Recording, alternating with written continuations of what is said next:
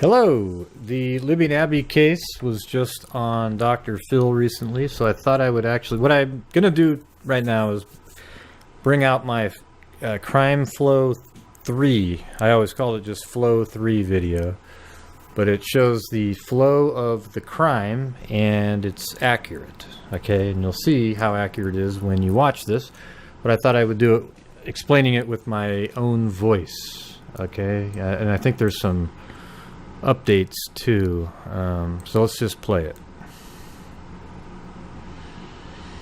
Okay, so the girls were dropped off here. I think it was right around 1:45 by the sister of Libby, and her name is Kelsey. They were dropped off here, and they walked this direction and then took a left here. Okay, now I always thought that maybe the suspect was in this area, and actually the girls actually encountered him. Okay, but he let them continue walking down this path to the left, and didn't bother them. He didn't look like he was following, so they left. And after a while, they actually just sort of forgot about him. Okay, and then when they went to the bridge, they were taking photos and having fun. And it seems like at some point he actually crossed the bridge from behind them, and they noticed that. And I think they actually recognized that it was the same person. Okay, so here's a long path here. Maybe I'll just fast forward it a little bit down it. You can go watch the Flow 3 video with the computerized voice if you'd like, and that one's a little different, but you can watch the whole thing. It gives you information that's over here. Now if you notice up here I have the Google Earth overlay, and I just have Libby's name just as a placeholder, but this is where they basically are on the same path if you were looking down from above. Okay, now on Google Earth, this is what it looks like. They're on this path right here. Okay, and then they'll end up going over this bridge right here. Libby will take her first photo on the bridge right here, which actually films the whole length of the bridge that way. And then she walks forward and goes to this platform. Abby's right there, and she's filming back this direction. Okay, so you'll see that in a little bit.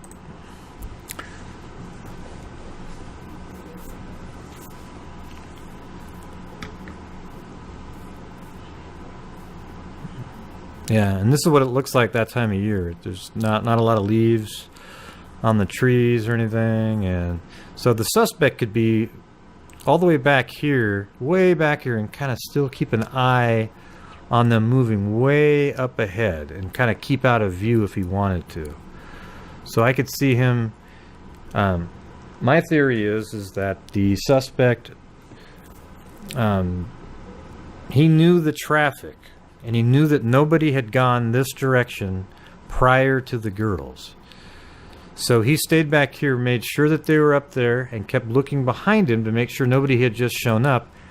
And then when he saw that they were going over the bridge, he then hustled down, and when the girls were about halfway across the bridge, he got onto the bridge and really quickly walked across.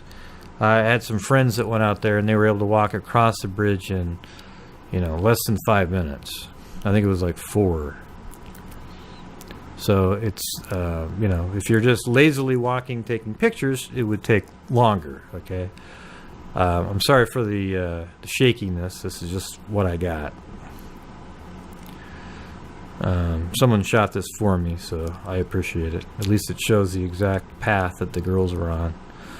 They walked this direction. As you can see up here, there's going to be a metal, let me fast forward a little bit, a metal gate here. And this is something where people said they saw people, but it wasn't really a person. I mean, they thought they saw a person here, but it was really just one of the bars of the, I guess it's more of a barrier rather than a gate.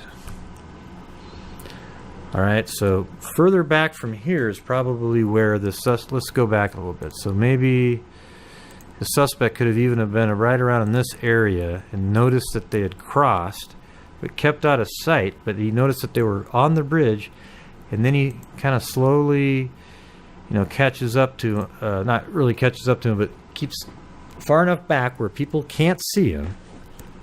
And then when the girls got on the bridge, he just waited from far behind. He wasn't visible still. You couldn't see him. And this is what it looked like. It was a little bit sunnier that day. It was blue sky. Okay, now if you'll notice, I think just past this platform number 2, I call it. I actually number them all. Let me hit pause and show you. Excuse me, that's a whole different video right there. Just gonna try to go to right here to give you. So this is platform 1, 2, and 3. Okay.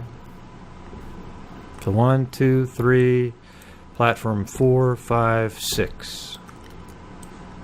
All right. So this is platform 2 right there. Because if you go back, let's go back a little bit. See, that's platform 1 right here. Platform 1, 2, 3. Okay, so let's get up. I'm skipping it forward a little bit. So here's platform 2. The first image taken by Libby is up here. My friend measured, I think it was like 43 feet from the edge of this platform. This direction is the first image that Libby took with her cell phone. And it's a shot of the entire bridge, and I actually show that, and you'll see it's an exact match. It's coming up here, I can see it. There's a little vine that I always point out right there. Right there, there's a vine that has an angle, and then you'll see it. This will be the exact shot.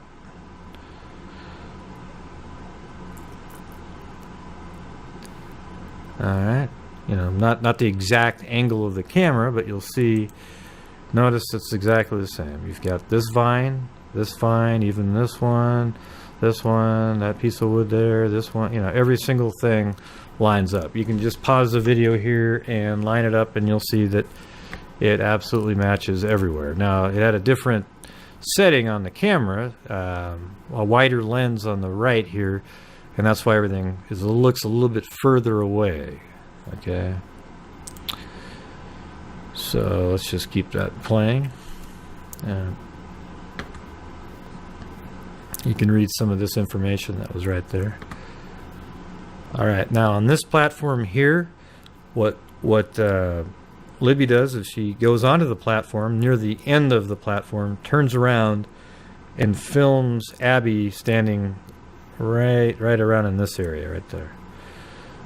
And you'll get, this will be an exact location as well. It's not an opinion. This is fact right here. Okay, so as you'll see, look at this. So this darker tie right here, it's darker right there, but see how the wood's broken right there? It's this tie right there.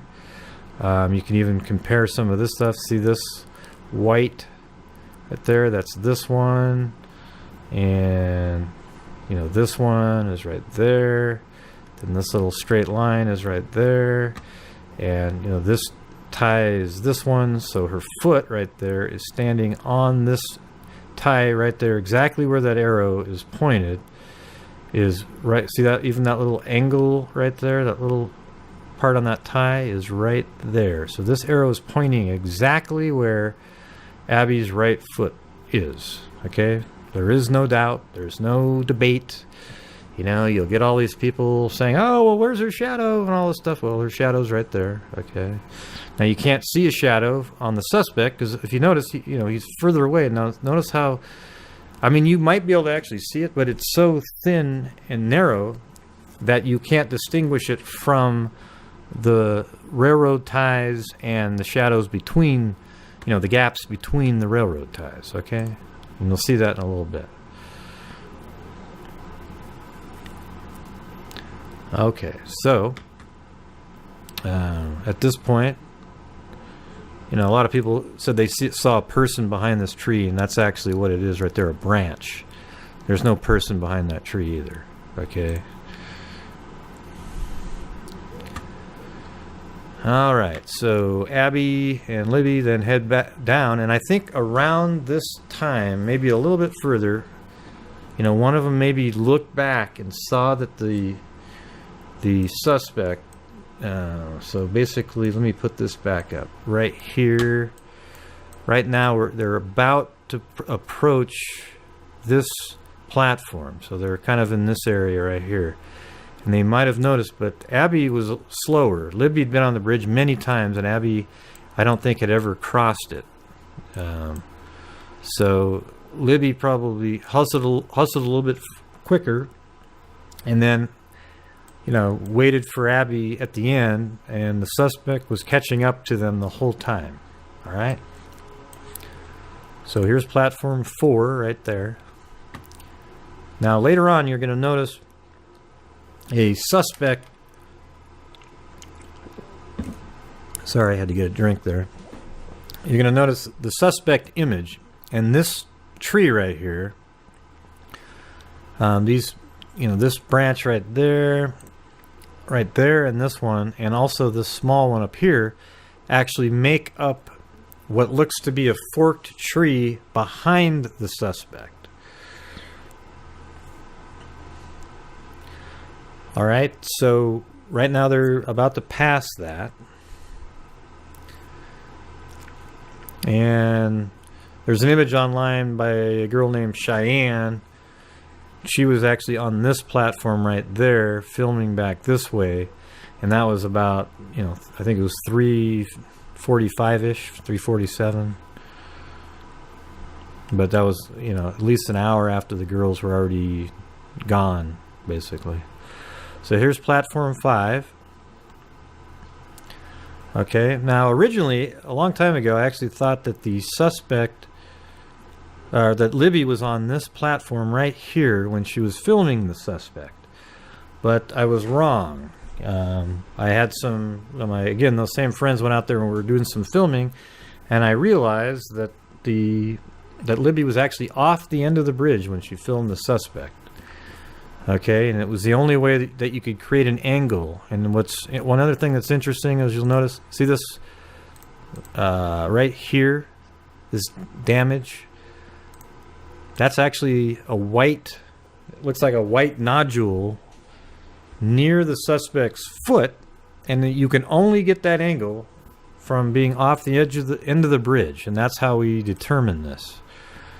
Okay, now future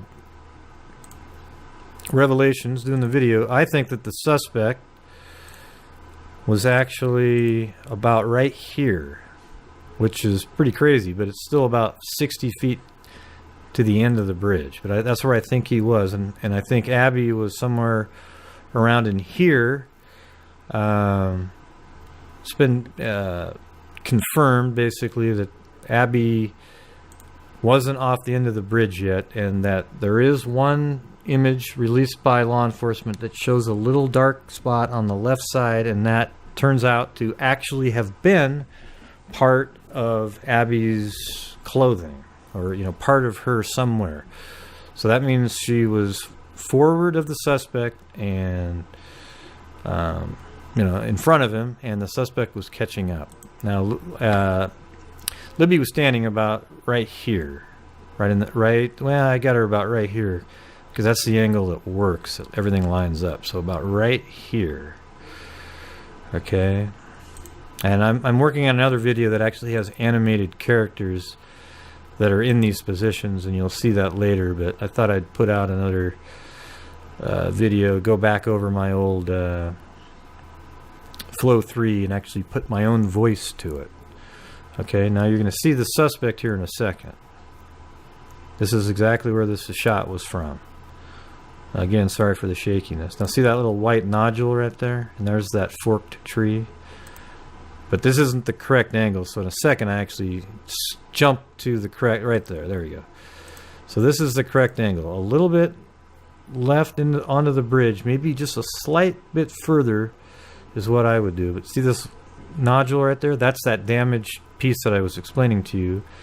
And here is platform 5, the one that Cheyenne was filming from. And these are the forked trees behind it. Okay, now watch this. You'll see the little white nodule right there. Platform, platform, forked tree, forked tree. And see that? Fits right in there. Okay, now I've actually worked on this a little bit since then, and I've been able to actually, using some footage, line up these lines perfectly. I wonder if we can, if I just go back a little bit. That was a little too far there. Right, okay. Now look at this right here. You see how that kind of goes like this and then up? I think that might be right here.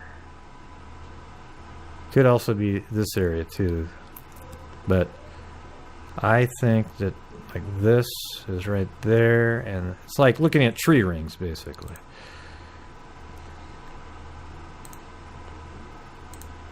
Yeah. So, but look at that, as it blinks on and off, you can see how close that is. So I think the suspect's actually right around in this area, even past that last platform. So here they come, and this is the hill that he said, you know, go down the hill right here. And, you know, we don't know the exact location, you know, we being the public, but, you know, you can see some areas where people have gone down. It's not really that difficult to go down that first hill there, nor the second one from over here. Okay, there's some videos out there.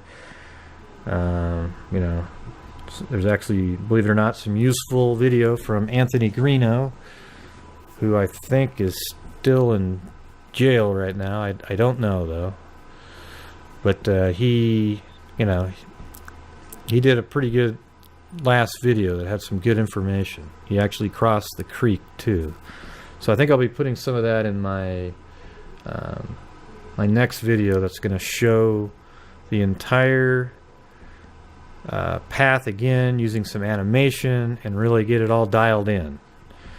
All right. So this is Julie Melvin's footage right here. That's her husband over there. No, that wasn't the killer. All right. So this just shows you, after you go down that hill, it's really not far at all to get to the creek. All right.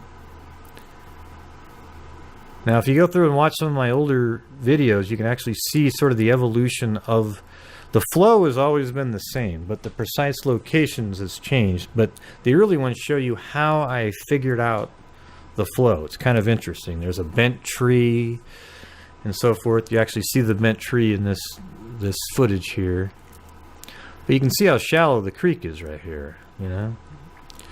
So basically what I did was I determined that there was a shallow area right here, and then there was this bent tree right there, and I could find that using, there was some footage from the other side of the creek, and I was actually able to determine that it was right next to the crime scene, and so was this shallow area. And basically then you realize that they just crossed the creek right there. There was so much wild speculation that, I mean, some people actually said that, I mean, look at this. So here's the crime scene. This is the taped off area basically.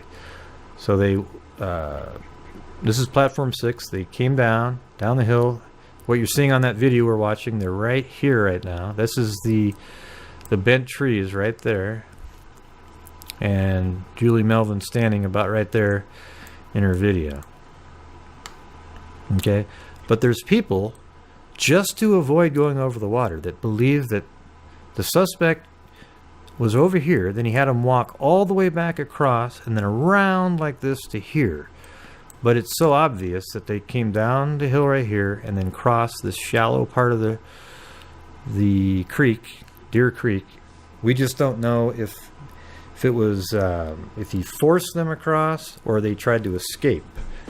Or, I mean, it's even possible that he, you know, drugged them across after he had already killed them. But I don't think so. I think he actually forced them across. I mean, it'd be really difficult to drag through the water and so forth. So that's not part of my theory. That's something I thought maybe at the beginning, but I've completely removed that from my thoughts. All right, so let me get back to the footage. So here's the Julie Melvin footage again. There's the yellow tape. So that's the crime scene that I have squared off on Google Earth. And oh yeah, and this is from the other side. So Melvin was standing about right here, looking this direction. Here's the bent tree. So this is what I was using. So when I realized the crime scene was over here, because they actually pan over and there's yellow tape, I saw this and then I realized, okay, I can go find that bent tree, and then it lined up right with the shallow part of the creek, and there you have it. I mean, it was real, it really made a lot of sense. Alright, so again, this is from the other side, looking back. There's the bent tree, and we've got crime scene tape right there. Now, I don't know if on this one, if I actually pan back out. I don't think I did. But yeah, these are the people that helped out and got some footage for me. Let's see. Yeah, so here's some theory right here. Here's the crime scene. Okay, now it turns out it's possible on the Dr. Phil show, Mike said that somebody saw the suspect leaving. Now, does that mean that they saw the suspect? This is the parking area that we started the video from, right here. Did they see the suspect here, or you know, they could have seen him anywhere? Okay, there's some speculation that they saw him around this area, and that would mean that he could have walked. There's Randy Gravitz out there as a video where they walk from, I think, the cemetery around like this, you know, like this. So there is a way that you can actually, you know, come up here, walk around, and then get back on the path, you know, because after he crossed the creek, I don't know if he would cross the creek again and then go back over the bridge. I don't think he would feel safe or free going over the bridge. So I think he went this way and he kept concealing himself, and apparently, you know, that white squiggly underneath his chin could be a scarf. Okay, now here's the cemetery that all of the law enforcement parked when they went down to, when their bodies were discovered. They parked here and went down in this area, and there's helicopter footage flying around, you know. So there is speculation that maybe the suspect parked here, walked over here, did his, you know, sociopathic hunting over here, you know, serial killer kind of stuff, and then he crossed, you know, did his thing, went across the creek, came up here and left. All right, but I'm not really, you know, that's the part that nobody really knows about, but the flow of the crime is known. Okay, it goes like this, across, down the hill, and this is where they were found, right here. All right, so for all you newbies out there that haven't followed the case at all, you should go watch my debunking videos so that you avoid the same garbage and nonsense that was on Facebook for 8 or 9 months, and we can move on to a further further discussion in an advanced position instead of the absolute garbage. It was an embarrassment, the stuff that was out there. You know, people saying they see faces in the wood on the bridge. I mean, it got nuts, you know.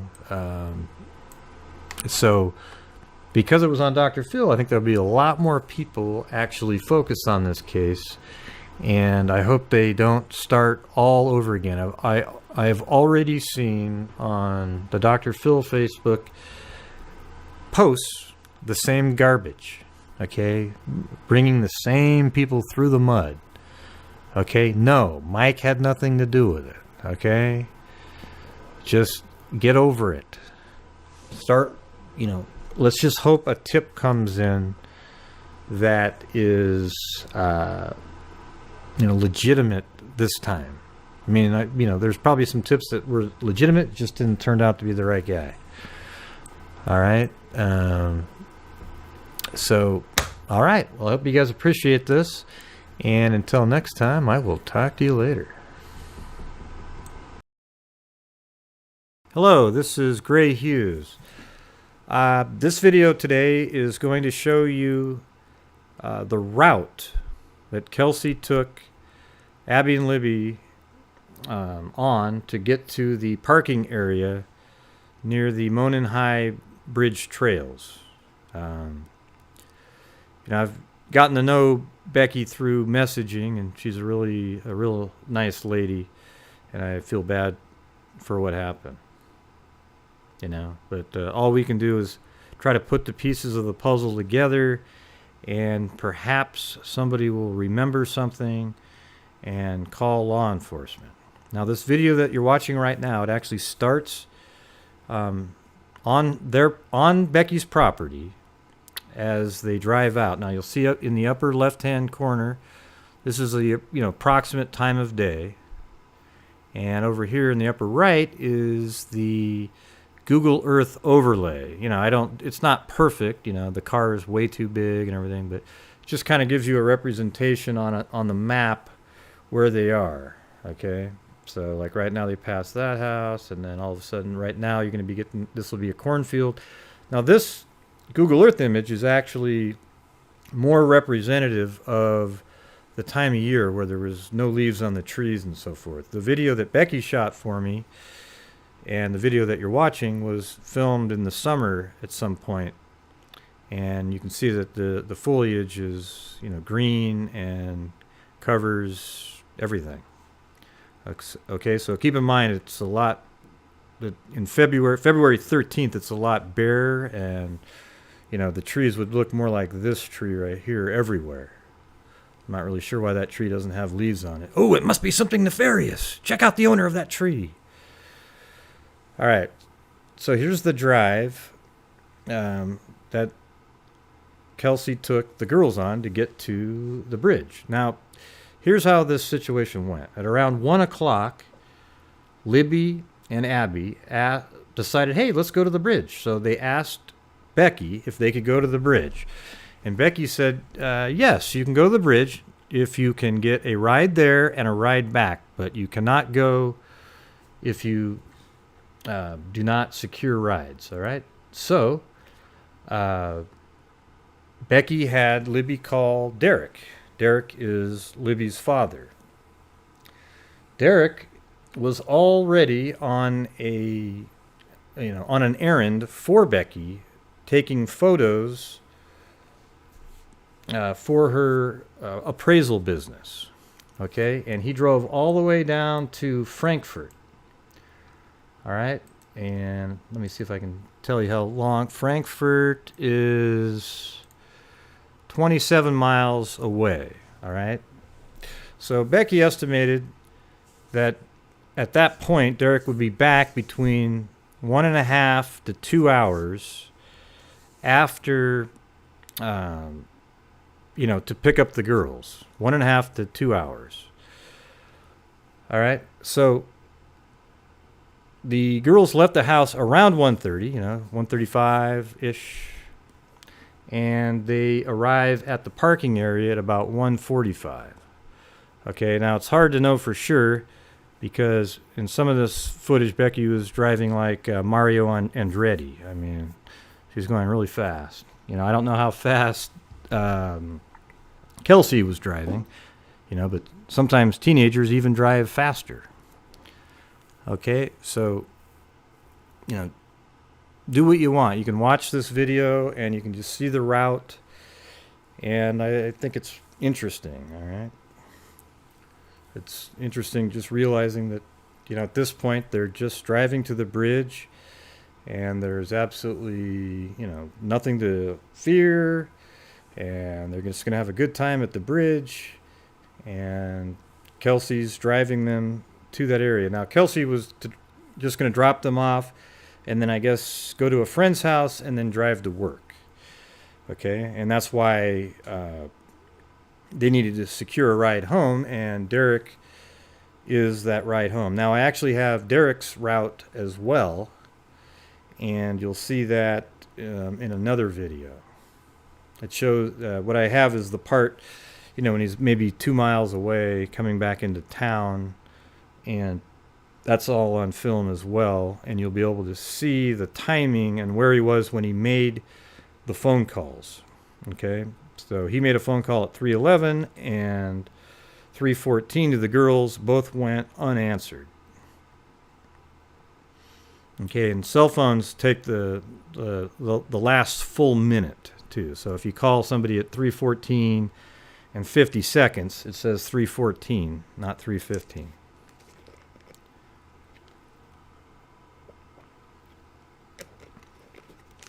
All right, so I'm not sure exactly where they are on the overall full map. I do have another window open off to the side here.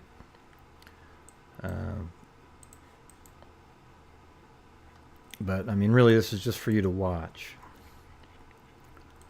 There was another route that Kelsey would take sometimes, too. But I guess on that route, you might ding up your car more with some gravel. So she didn't go that way.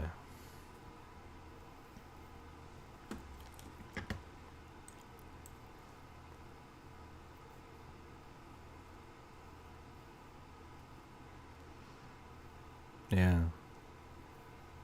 Now, I know this will happen for sure. So during this video clip here, a car drives by, and then there's somebody else on a motorcycle that drives by. I will bet $1 million.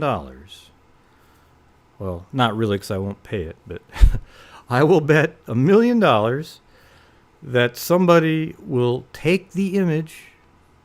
Okay, I take that back. I don't bet $1 million. All right, I will just bet you anything that they will take the image, pause it, and zoom in and say, "Oh, look, that's the guy," you know, without any evidence at all, and then that person's face will get put out all over the place. Okay, so I always feel sorry for the people that even show up in any of the videos. So if you get hassled or anything, like here comes the motorcycle guy, right? Now you can pause it and boom, oh, look at, he had the hat on. I think he even had a beard and some glasses. Oh my God, it must be the killer. You know, that's the other case I'm working on right now is or I've been working on, it's not really even a case, it's an accident. The Kanika Jenkins case. They're the same type of lunacy goes on in that case as this one. However, that case has way more people, and it's like swimming upstream. Okay, now in this case, if you're new to this case, you should go back and watch the debunking videos I made before joining any Facebook groups of any kind. Okay, because you'll get sucked in to the same nonsense of seeing faces in the wood, cars under the bridge, 16 people hanging from the bridge itself. I mean, it goes on and on. Hell, they even had organ harvesting in this case. That's incredible. It's like the same themes get brought up over and over and over again. Okay, now we're getting on the home stretch to the parking area. All right. So I think let's see where we're at. We're actually, coming up around here, and then there's a straightaway, and then they park the car. Okay. So I really appreciate Becky doing this for me, and I'm glad to finally get it out. I was going to just put this all in one big, long video. That was actually the cemetery right there on the left. The famous cemetery that the law enforcement parked at. A lot of people suspect the suspect escaped through the cemetery without being seen. But apparently he was seen, so it's probably not likely it was at the cemetery. Could be, though. So the parking area for the trails is coming up. And see that red gate there? That gate, I don't believe, was there prior to this incident. So you would just park here, or near here, and then just walk onto the trail, as you've seen in my flow videos. Okay? So I hope this helped you picture the route better, and I'll be doing the Derek route as well. I also have made animations on the bridge of the different photos that were taken and the suspect image. They're not really real long, but it gives you a better indication of, you know, what Libby was doing and what Abby was probably doing while on the bridge. Okay, so look forward to those as well, and I will talk to you later. Hello, this is Grant Hughes. This video will be about the route that Derek took to the bridge after, to the parking area after his errands that he ran for Becky down in Frankfurt. He was going down there to take photographs for her appraisal business and would be back within an hour and a half to 2 hours. All right, and he was already on his way down there when Libby called him to ask if he could pick them up when he came back, and he agreed to do so, and he would call when he was about to return. Okay, so really quickly, let me show you his route, the full route. Okay, it's the red one here. All right. So he's all the way down in Frankfurt right here. And then he drove back this way, went through Flora.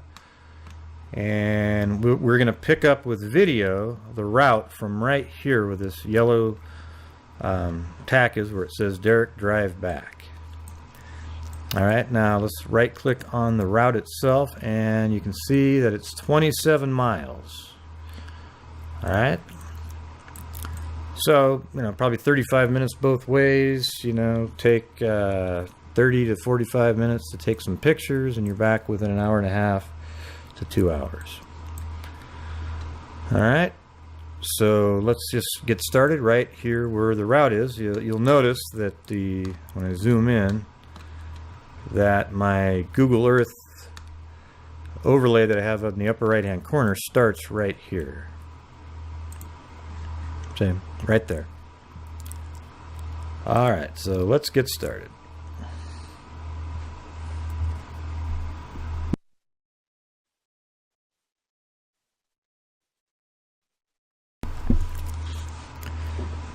Yeah, when you look at this drive out here, it's actually a pretty area.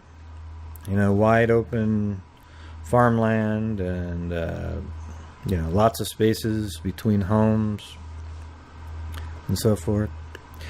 But let me bring something up. There is a YouTuber out there named Tachyon who actually claims this whole thing is a hoax, and he actually thinks that I'm part of the cover-up, using my videos. I mean, this guy must be one of the 9/11 truthers, the Boston bomber, false flag.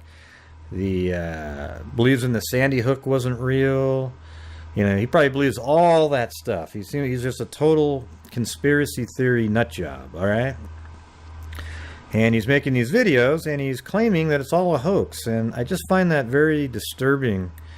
You've got these, parents out there, that have taken care of Libby and Abby, and they know that they passed away.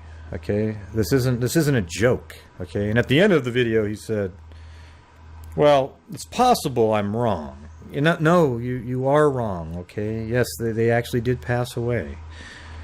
Just ask Becky or Anna. Okay, they'll let you know.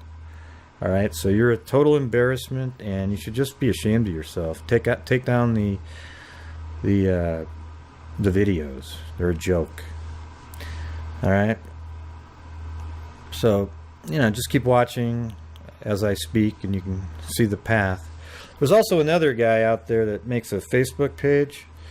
He runs it, and he actually kicked Becky out of his group because she knows me. And see, the thing is with me is I have, from the beginning, doggedly tracked down the facts in the case, the knowable facts, because there are some. Believe it or not, there are some knowable facts. You get people out there that still say that there's no facts in the case, and that's just not true. So I've tracked down the knowable facts, and I put them together for people to see, to then use to speculate. Okay? And yes, there are times where I've spoken harshly to people because they will not accept those facts. Okay? What they do is continue on with wild speculation, like this guy does, by saying that the suspect was actually photoshopped onto the bridge. And that's just not true. And I think that's also very disrespectful to the parents as well. It's an absolute embarrassment. And this guy should be ashamed of himself for actually kicking out the parent of one of the girls who died. Okay? Jesus. All right, so I'm going to pause it right here. Now look at the time here, 3:11. This is the time where Derek made his first phone call to Libby to say, hey, I'm about ready to come pick you up. All right, he was just crossing over this bridge at 3:11. All right. And, you know, then he drives through this wooded area. Now you got to remember to keep in mind that, you know, this is in the summer when this was filmed for me, and it's a lot less dense during February. It's you know, the trees are all bare and you can see through and so forth, but this is the route that he took, and it was verified by him. Okay, so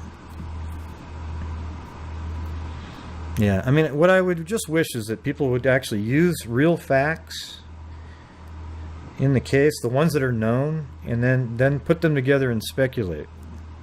Speculate all you want, but try to speculate reasonably, you know, because when you get the facts, you can sort of say, okay, this makes sense, now let's think of something. I mean, there's this one person that's still talking about these faces they see in the wood grain. It's amazing that stuff's still going on. It's wood grain. Hello. You know? Unbelievable. Alright, so now we're at about 3:12. Now, Derek makes another call at 3:13. And he, you know, calls, and both these times the calls go to voicemail. I have just verified that they go to voicemail, and you can leave a message, you know, at this time. But it turns out that later on, when calls were made, so after 3:30ish, calls were made, and then they would go straight to voicemail. And now I think that means that the phone had gone dead at that point. Okay. So here comes Derek. You know, this isn't really him in the car. It's actually Becky driving the car here. And there is the cemetery there on the left. I'm really glad that window was pretty tinted there. Somebody would probably check that guy out. You know, probably that same guy in that Facebook group. You know, Super Sleuth. He's really got all the facts for everybody. He's right on top of it, you know. Suspect being photoshopped on the bridge and all.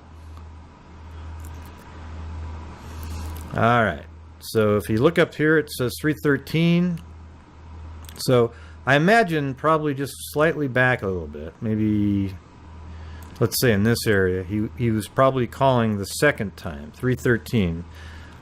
Phone records only put, you know, like 3:13. They don't include the second. So whatever, it doesn't matter if it's really close to 3:14. It'll still say 3:13. All right. So he made a call, and then that one rang and rang, and then went to voicemail. So then he decided to, you know, he parked the car right here.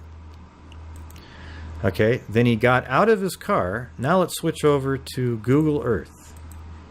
All right, I'm gonna have to move it back over to the area here, right here. All right, so see where I have this parking spot right here?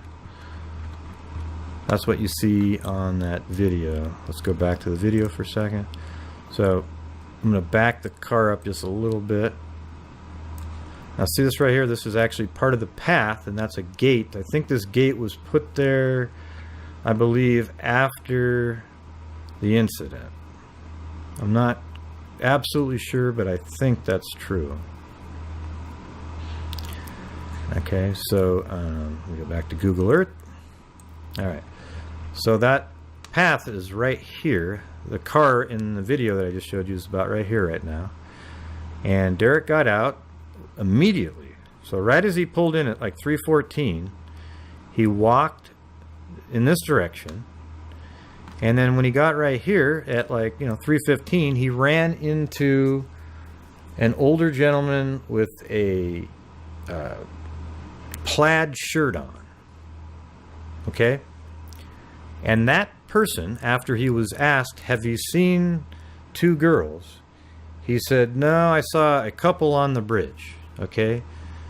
So when Derek heard that, he said, okay, so they probably aren't at the bridge anymore. So what he did was he walked this other path. So this is the 501 sign trail, and this is the 505 trail right here. So there's a bench right here, and there's a second trail that goes this way.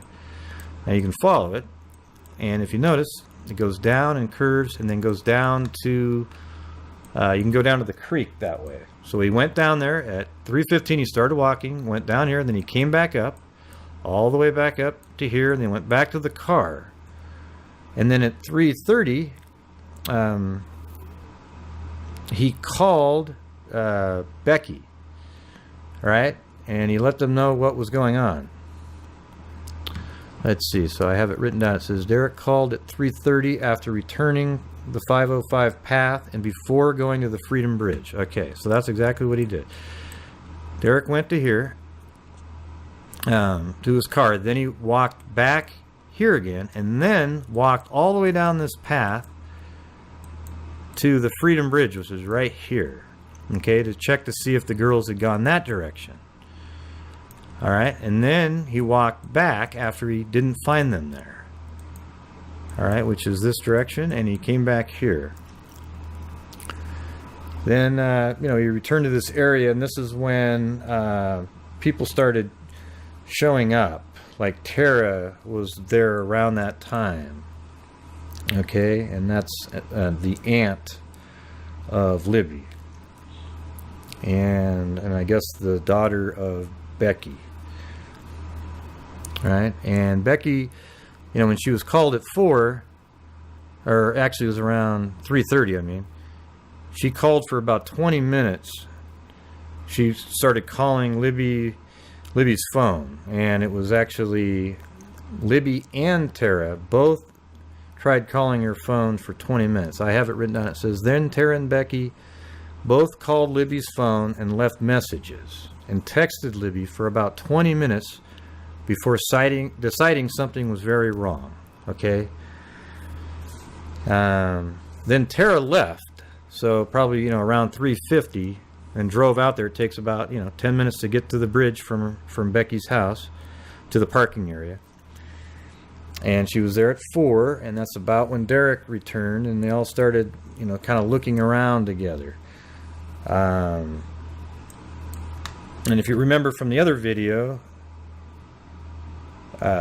Kelsey was to go to her friend's house and then go to work. She was supposed to be at work at 4, but instead of going to work, she actually came back and helped too. All right. Now remember, at this time, Becky's still at the house, and she was doing the calls and so forth. And then Cody came home. Then Cody and Becky drove both the routes. Okay, so let me show you that. There are 2 routes that Libby knew to get to the bridge, and so did Kelsey. And it was this way right here. So you could either go this way or this way. So they drove these two routes to see if by chance Libby and Abby were walking, you know, in those areas. So that would probably take, you know, 25 minutes to drive that whole distance. It's about 10 this way, you know, 10, but maybe you're driving slowly because you're looking around. Okay, I'm editing this part back into the video because I actually, or not into it, I'm actually adding it because I forgot it. But so at this point, Cody and Becky did these two routes, and if they left their house at about 3:50, 25 minutes, it'd be roughly 4:15, 4:20 when they returned to the parking area right here. And what happened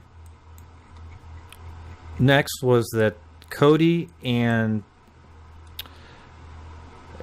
Kelsey, I have a hard time quickly remembering all the names, but Cody and Kelsey met up here, and then they walked, and they actually crossed the entire bridge. Okay, so they actually crossed the bridge, and when they crossed the bridge, they actually went to, I think, this home and some of these other homes, and they were only able to, you know, talk to one person and ask, hey, did you see Abby and Libby? You know, maybe they described them, and, you know, people said no. Okay, so, but they did cross the bridge, and they actually walked around in this area. So, which is weird, because if they actually walked on this, you know, the private drive, it's actually 625 until about right in this area, then it becomes a private drive. Same road, but it becomes a private drive. And then, you know, if they were walking right here, they were so close to where Abby and Libby were, you know, right when they were walking in this area. They just probably wouldn't have thought to look across the creek. Okay, so that was the part I was adding in. Now let's get back to the initial recording. Becky called Mike at 4 o'clock, and then she called him again at 4:18. And then about 5 o'clock, Mike actually showed up at the Mears property, which is right next to the parking area, right here. He went to this house, and he called an officer who's a friend of his, all right? And that was about 5 o'clock. You know, so it says he parked at the Mears property across the road, talked to him. So he talked to the Mears right here, and then he called a friend that is a cop, and then he went to the trails, and Becky met him there, and she told him to call the police, and that because it was getting dark soon, and they called law enforcement at 5:20.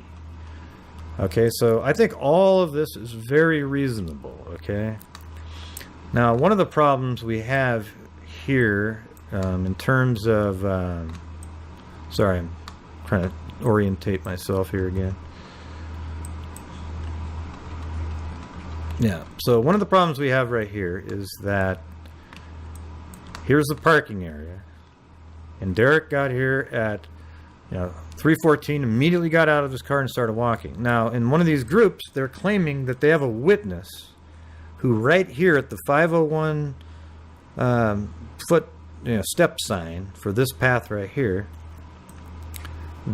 which is actually right here, there's a sign right on this little corner here, that the witness saw the suspect right here, okay, and that they were walking by and they had a scarf on. Okay, but Derek was right here at the same time, and he talked to an older man with a plaid jacket, and he had been coming from this direction. So he would have seen the same person.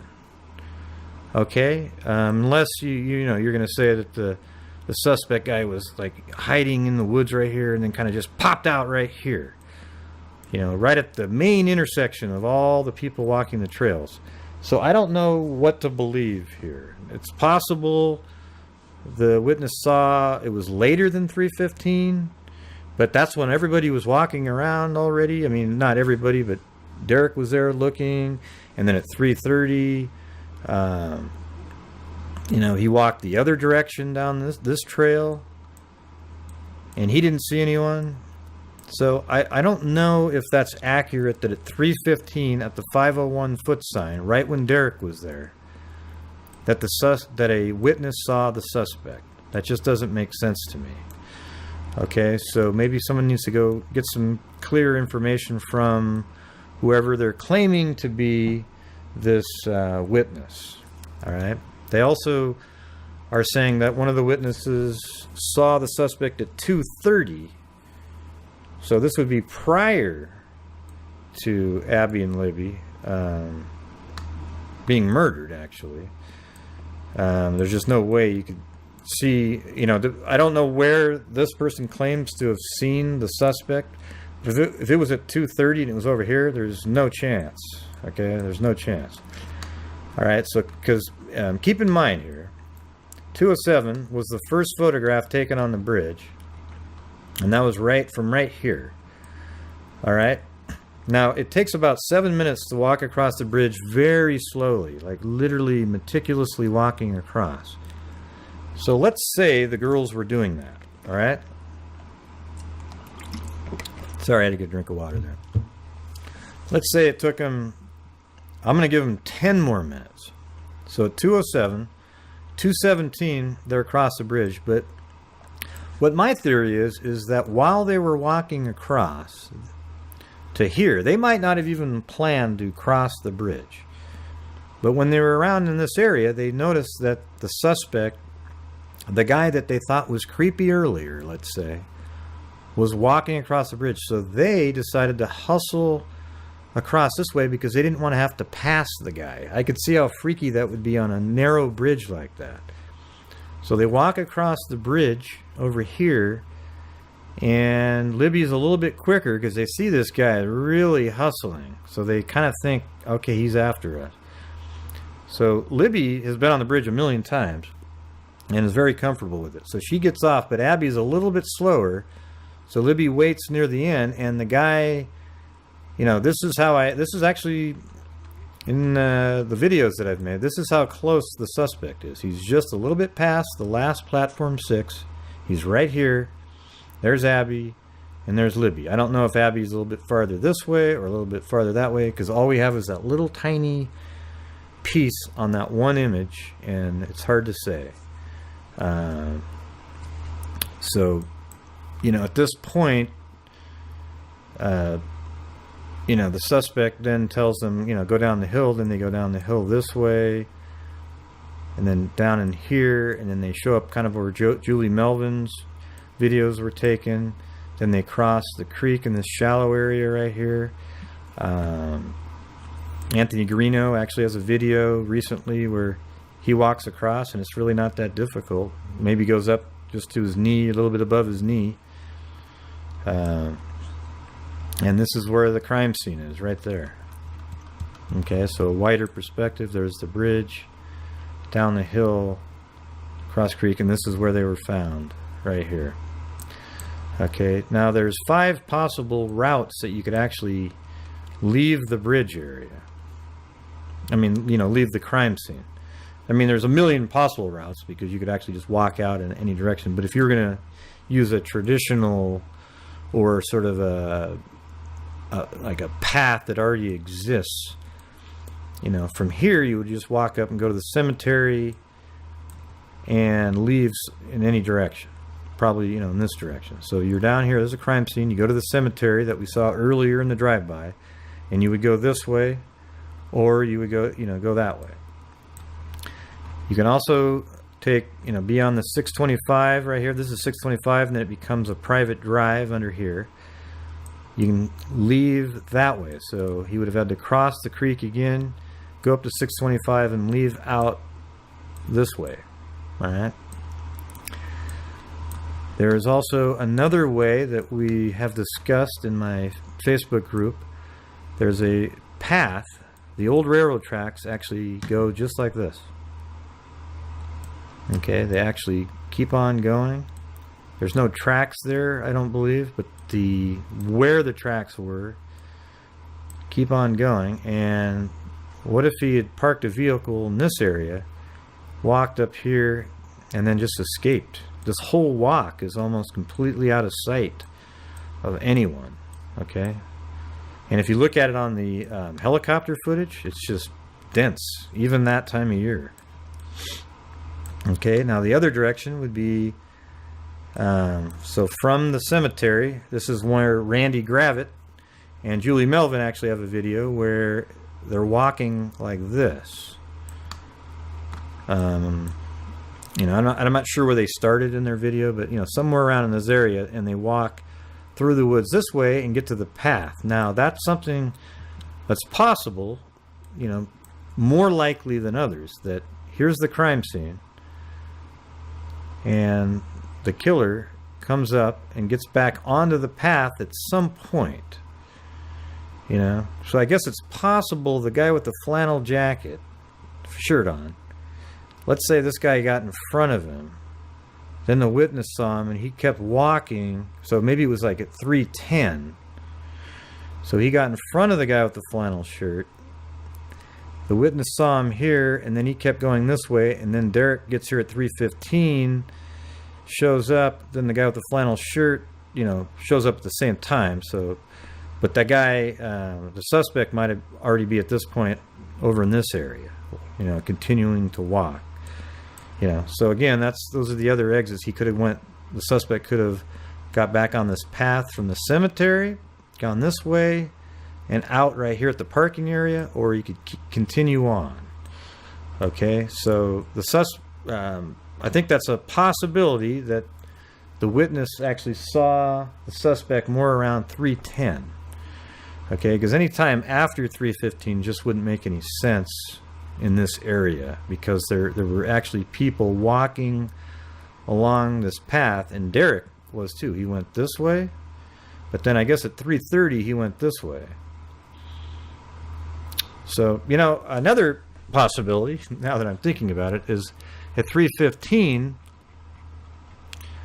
after talking to the guy in the flannel shirt, Derek went this way, and it could be like at 3:17 or 18, you know, the guy with the flannel shirt, I don't know where he went. Maybe he went this way and got in his car and drove away, or he kept walking this way. But it could be at like 3:18 or 3:20-ish, the suspect shows up, is seen by the witness, and Derek and the flannel shirt guy aren't around, and that person, then the suspect leaves this direction or out this direction. Okay, and nobody would have seen him because the flannel shirt guy had probably already left in either direction, and Derek was actually down in this area. You know, so again, this is one of those perfect storm cases. Just everything worked out for the killer, and it's just absolutely insane. All right. Okay, so I hope this helped out a little bit. You know, if any of you guys have any questions or anything, just put them in my comments. And you know, I don't normally do this, but if you guys would like to share my videos, that would be great, and subscribe to my channel, that would be great. And I really appreciate people watching my videos. I try to be as factual as possible, and I know that's not as entertaining for some people, because there isn't really a lot of facts about the actual killer other than the images that we actually have of the guy. But I try to put out as many facts as I can about knowable things. All right, so until next time, I will talk to you later. Bye. Again, we're getting to that point where people are bored. So what they do when they're bored, as in every other case, is they start inventing things. You know, I don't know if it's intentional. I mean, it has to be intentional, it seems like, to be honest. I don't see any other way to view it. So people are talking about a witness recently, and some people do have accurate information on the witness, because I had somebody call me or want to talk to me, but I can't say who that was. And then it was confirmed by somebody else. All right, and now it's sort of out there online. Okay, but the truth is, in the Delphi case, you know, as we've gone over this a million times, but I'll do it again. We had the girls were dropped off right here at the parking area. All right, and they were dropped off at, I think it was 1:45, and then they walked this way, just like this. And you know, it's kind of, at this time of year, it's not very thick of woods, right? So they walk this way, and I think right in this area, this is where the suspect may have seen them. I mean, he could have seen them or even encountered them. They talked to this person, right? Then the girls walked this way. You know, maybe after encountering him, they were kind of like, ah, what a creep. But Libby's sister, who had dropped them off, had already driven away. So they said, okay, and they just kind of kept going. And then eventually they pretty much just forgot about the suspect. You know, he wasn't a suspect to them. He was just some weird guy. So they get to the bridge, and they walk across the bridge. And right here, Abby's behind Libby, but the pink dot right here, right there, is where Libby was standing when she took the shot of the full bridge. So on the bridge, you're walking across. Now see this platform right here? That's platform 3, okay? So if you're looking from above, you got 1 here, platform 2 there, and 3 is right there. So in between platform 2 and 3, Libby took a shot all the way across the bridge, all right? And that shot is right here, okay, the one on the right. Now this is somebody, a friend of mine, Beth, went on the bridge, right? And I had her look for a particular vine on the ground. Now you can see right here, see this little vine right there? Right there, this little vine. Well, I had her look for that because I see it here in the image that Libby took of the full bridge. See the vine there? And that's how we knew exactly where that shot was taken. So you see how there's a vine right there. All right? And everything's the same. Even the wood grains, everything's distorted exactly the same. This little broken spot there is right there. You know. So we found the exact spot of where that shot was taken. All right? Now, Libby continues on. At this point, Abby's behind her because you don't see her in front of her on the bridge, right? So it's obvious that Abby's actually back here. So Libby keeps walking, and when she gets to this platform, she's still in front of Abby, goes onto the platform. I think I need to move this L a little bit further back on the platform to about right there. And Libby turns around, so the next shot you're going to see is this angle. Okay, and that is this shot right here. Okay, so when you look back in that direction, this is Abby right here. So these are all shots that were literally taken on the bridge just minutes before they were likely killed. Okay, I mean when I say they were killed, but I mean likely just minutes is how I wanted to phrase that. Okay, so this is platform 1 back here. 2, and Libby right now is on 3 filming back at Abby. All right, so after that shot, so that's the shot right here, there's Abby, and she filmed back that way. They continued on this direction right here, all the way across the bridge. All right, and this is platform 6. So as they walked across, they past platform 4 right here, and then there's a tree that you see behind the suspect image. It's actually way back there, but when you look at the picture, it seems like it's right there, but it's not. So I'm going to load that one up too. I mean, I know a lot of you have already seen it, but why not? All right, so this is the shot right here. Okay, there's a suspect. And for some reason, nobody's been able to identify this guy or catch him. But see this tree right there? That tree is that's a platform right there. It's way behind that. It's like literally, I mean, look at the picture right there. So that's the platform. So we're going to say that tree is actually, I can actually measure it for you. You know, it's actually let's see. Do feet. It's a little easier to... Yeah, look at that. It's 60-something feet behind that platform. However, when you look at the picture, it looks like that tree is right behind it, but it's not, okay? And it's actually looks like that in a video, another video that Beth filmed. That's what it looks just like this, and it's just sort of one of those illusions when you film low and you've got wide angle lenses, and that's the kind of stuff you get. All right. So they walk all the way across, and the suspect image, that image that I just showed you, was actually taken all the way back here. Like the suspect's here, that tree and platform are way behind that guy, and it doesn't look like that when you look at the picture. But there are literally like 100 railroad ties in that space right there. Because of the angle, how it's shot low, there's tons of them. And so it's hard to even tell what's a shadow or what isn't when he's walking. Okay, now I can actually show you samples of that if you'd like to see it. Are you guys interested in seeing actually somebody walking? A girl named Bonnie Rame was also there with Beth, and she actually walked on there. So look how crazy this is right here. I don't know if you guys can actually see that, but back there, that's the forked tree back there. It looks pretty small on your on the screen. Hopefully you guys can see it. But back there's the forked tree, and you can see the platform right next to it. And there's Bonnie walking. All right.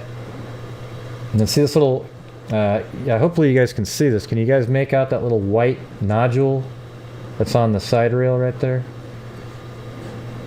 I wonder if there's a way to zoom in on this. No, it's volume. Don't want to do that.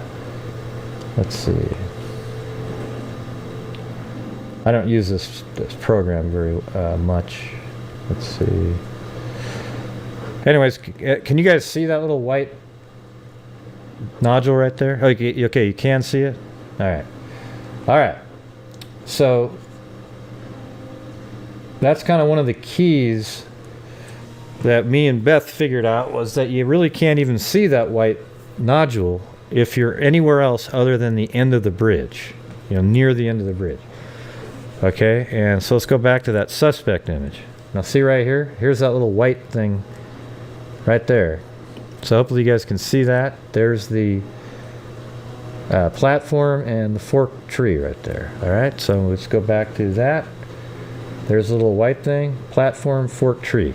So this is how we figured out that Abby and Libby with the camera, was off the end of the bridge when she filmed the suspect, okay? Now the suspect hustled across the bridge, and he was really catching up to, Abby basically is almost off the bridge, and just a small little portion of her coat is captured in the one of the still frames released.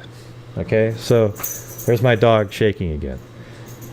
So there's a tiny little portion of her jacket on the image. Now at first I didn't think that was what that was. I thought it was some kind of pixelation. But when I actually examined it, zoomed in, that color is actually in the frame itself, not just on the edge. So then I realized, wow, okay, I was mistaken. See, I'm not afraid to admit that, right? So the thing is there it was. And I actually, had a conversation with one of the law enforcement people over there. And it wasn't like, they didn't say, yes, that's what that is. They said, they didn't deny it, though, in a conversation. It was like, so you think that's part of her jacket? Okay, great. They agreed, basically. Okay, so Abby is almost off the end of the bridge. Then Libby is off the end of the bridge already. Okay, then Abby comes off the end of the bridge, and then the suspect comes right behind him. All right, now I know that there was other things said. Those are rumors and stuff out there. So, I don't want to get into that. I would love it if law enforcement would actually release the other audio that's within the time frame, and hell, just even the video of the suspect, even if it's just a few frames, whatever, and any other audio until down the hill was said, okay? That's what I'd like to see. I think it could help. There's a lot of people out there that are visual people, and seeing motion like that could really make a big difference. All right, I think sometimes law enforcement likes to like keep things not. I mean, because ask yourself this. See, a lot of times they say, "Oh yeah, we were trying to keep it because only the killer would know something." All right, but listen. Yeah, keep the crime scene stuff to yourself, but we don't. The part about what was said walking doesn't mean anything other than someone else. You could hear the voice more. You might be able to identify it easier. If we could just see a little bit of the movement, even if it's 5-6 frames, that might jog somebody. Anything, okay? It couldn't hurt. Now keep the crime scene stuff to yourself, because that is only the killer is going to know that, right? Okay. So that's my opinion on that part. All right. So the suspect, he's about right there, and he really collapses the distance quickly. And then at the end of the bridge, he says down the hill to these people. I would say it just like that because I can do it. But then I don't want people to go, oh, see, look, wow, great. Look, he's got the goatee, and he sounded just like, There's lots of morons out there that make videos about stuff like that. Okay, so down the hill, right there. So there's actually a private drive. After you go down the hill, there's a private drive right here. You can see that in the Julie Melvin video if you ever go look at it. Private drive, and then there's a second hill after you get to the private drive that goes down to the level where the creek is. Okay, then you walk back here, right? And this is kind of where I figured out, wow. I figured out where the crime scene was based on a bent tree, and I think it's this tree right here. Yeah, this tree right there, and just helicopter footage and other things, and I was able to find it, and it made sense because look how shallow the water is right there. Right? Now everywhere else it's a little bit deeper and greener, right?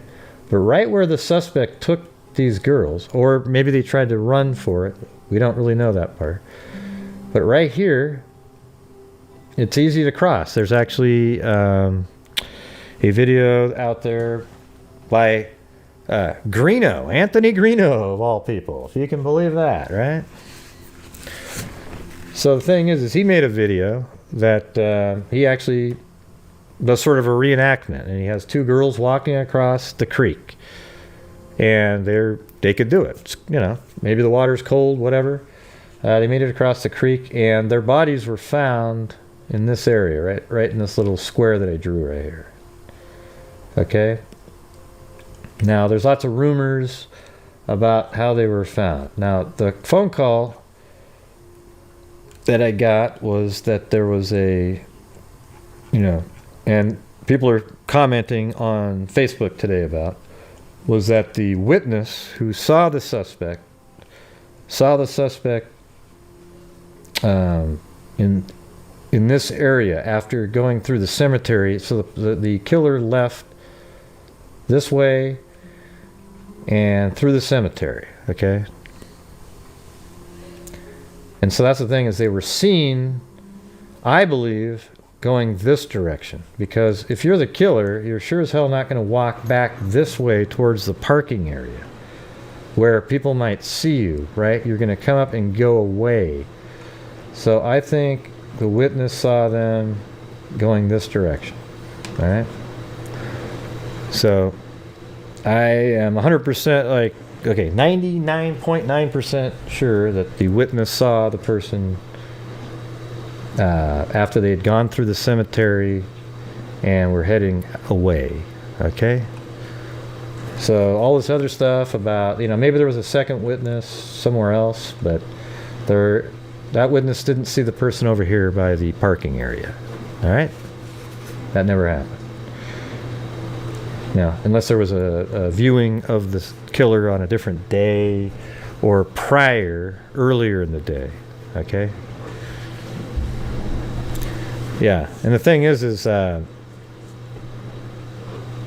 like what I just said a second ago, the person who called me,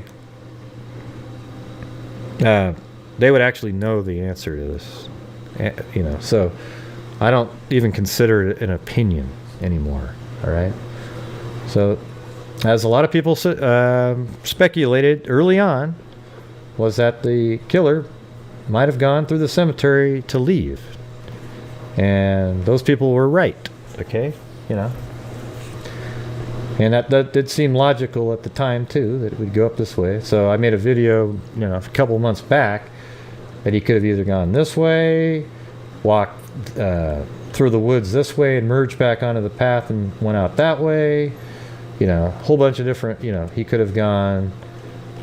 One of the more intriguing exit points that we had thought about was that he walked across the bridge, okay, and then killed the girls, and then he went back this way and then walked on the continuation of this old railroad track through these woods right here. Okay? And I think that's the street view work here? No. Too bad. Nope, street view doesn't work. So, yeah, it's like you could actually walk through all that property. Man, this mouse isn't really working good with Google Earth. Yeah, like if you parked right there and walked through there, but it doesn't sound like that's even an option now. Because if the witness was, the suspect was seen by a witness over in this area, I mean, if you parked over there, it'd almost be impossible. You'd have to, you know, cross the creek again, go through all these woods and walk over there. There's a bridge over here that you could cross, and then you'd have to kind of walk down all these streets or go through somebody's field and get all the way over there. So at the time, it seemed like a cool idea, but it's not really that great. Oh, look at that. There's radar. I always see radar on, like, Randy Gravitz's page. I'm always like, wow, really? Yeah, I mean, thing is, I appreciate Randy Gravitz that he puts out videos, but they're just absolutely nonsensical, you know, the stuff that goes on in them. And it's said. I mean, you guys all remember the original, well, there's no way the girls could have crossed that creek, you know, or the killer, because the killer would have died of hypothermia, you know, using Newton's law of gravity. And it's like, wait, Newton's law of gravity and hypothermia, how does that play into it? Okay, great. Yeah, so, you know, it's funny. I mean, I'm glad that he goes out and makes a lot of videos for everybody and so forth, but, you know, he's also done a lot of strange things in the case, like believing people that are absolutely ludicrous, okay?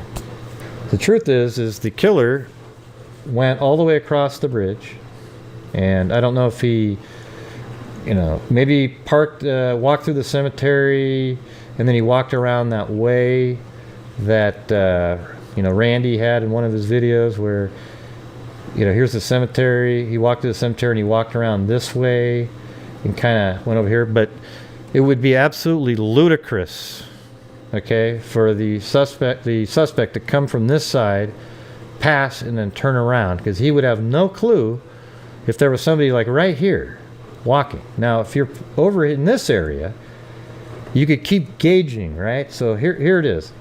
Let's say he's right here and the girls come by. At this point, he already knows that there is absolutely nobody in front of the girls because he's been there for a while, all right? So you've got these, you know, the girls walking by, and he's right here. And they walk, and they're walking, and now look at this. Now picture this. This is a complete straightaway right here. So then they start going around this turn here. So the suspect's walking and walking and walking and walking, and he could stop probably right here, right on that bend, and then turn around and look back and see if anybody else was coming at this point. So he would see, okay, nobody's coming, nobody's coming, nobody's coming. He'd keep kind of gauging, and then he saw that the girls went onto the bridge, right? And then about right here, he looked back, saw that nobody was coming, and he knew nobody was in front of him.